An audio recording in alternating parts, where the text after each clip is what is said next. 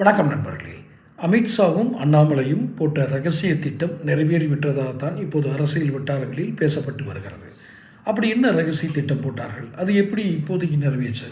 அவங்களுடைய நோக்கம் இந்த கழகங்கள் இல்லாத, அதாவது அண்ணா திராவிட கழகங்கள், திராவிட கட்சிகள் இல்லாத ஒரு தமிழகத்தில் நாம் உருவாக்க வேண்டும். அதில் பாஜக மட்டுமே ஆள வேண்டும், காங்கிரஸை வெளியே தள்ளிடலாம். ஏற்கனவே அவர்கள் இந்தியா முழுக்க பல மாநிலங்களில் தங்களுடைய ஆட்சியை ஏதோ ஒரு வகையில்னால் நேரடியாக தேர்ந்தெடுக்கப்பட்டோ அல்லது தேர்ந்தெடுக்கப்பட்டவர்களின் ஆதரவை பெற்றோ ஆட்சி அமைத்துக் கொண்டிருக்கிறார்கள். இங்கு தான் அவர்களால் ஒரு சீட்டு கூட வாங்க முடியல. இதற்காக அவர்கள் செய்த முதல் வேலை இந்த திராவிட கட்சிகளை ஒழிப்பது. திராவிட முன்னேற்றக் கழகம் அதை ஒழிப்பதில் சற்று அதை ஒரு பின்னடைய செய்வதில் அவர்களுக்கு பெரிய வெற்றி கிடைக்கவில்லை இதற்கு பாஜகவிற்கு. ஆனால் இந்த தேர்தலில் ஓரளவுக்கு அவர்கள் அதில் வெற்றி பெற்றிருக்கிறார்கள். இதில் திராவிட கட்சிகளை ஒழிக்கிறதுல அதில் விஜய் வந்துட்டார் அப்படின்னு நீங்கள் சந்தோஷப்படலாம். ஆனால் சற்று நீங்கள் கூர்ந்து கவனித்தால் ஒரு உண்மை புலப்படும். இப்போது சண்முகம் அப்படிங்கிற பழைய அதிமுக அமைச்சர்,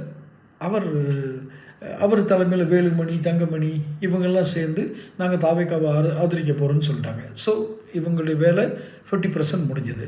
அப்போ பழனிசாமி என்ன சொல்கிறாரு, அப்போ நீங்கள் செந்தில் பாலாஜியோட நேற்று பேசுனீங்களே, அதை எந்த கணக்கில் ஒண்டி வச்சுக்கிறது?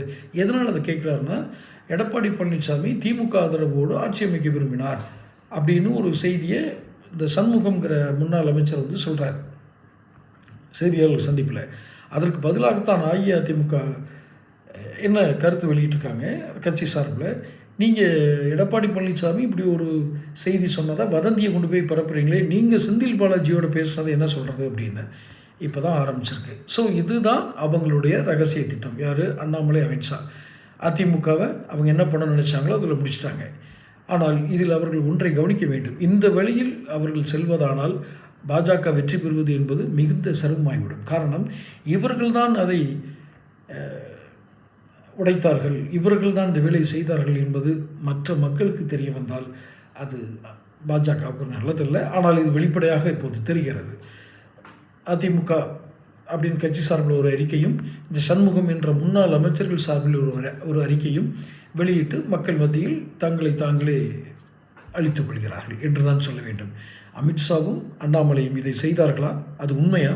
உங்கள் கருத்துக்களை கமெண்ட் பாக்ஸில் பதிவிடுங்க. சேனல் சப்ஸ்கிரைப் பண்ணிக்கோங்க.